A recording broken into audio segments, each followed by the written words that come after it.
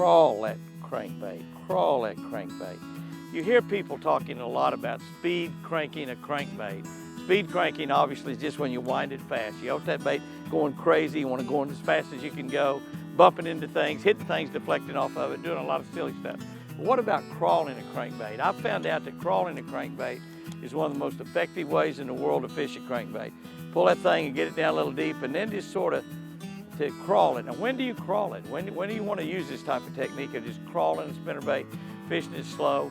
You want to use it when the fishing is a little bit more difficult, when it's hard to catch them, and you really want to crawl a spinnerbait anytime that you, spinnerbait, I said a spinnerbait. You want to crawl a crankbait anytime that you feel it hit something. By the way, it's a good technique for a spinnerbait as well. But you want to crawl it anytime you feel it hit something. It's really effective.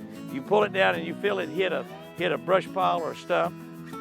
Instead of jerking it and carrying on, just crawl that bait through that brush pile. Grass is one of the most effective deals. A lot of times you're going to catch a lot bigger fish on larger size crankbaits. I'm using the large size deep smoothie the other day, and it's catching some really nice fish.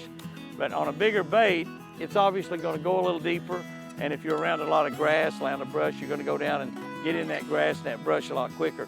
So what you want to do is get down and if you think you got that bait down about the right depth, and you hit some brush, grass or brush, start crawling that bait. Just hit the brush and stop, hit the bait stuff, just crawl it through the top of it. So now it's going through the top. Now if you got a forward-facing live scope, you can actually watch your bait and crawl it right over the tops of trees, right over the tops of grass, right over the top of brush, and be able to catch a lot of fish. Crawling a crankbait really, really slowly will catch big ones a lot of times when nothing else will.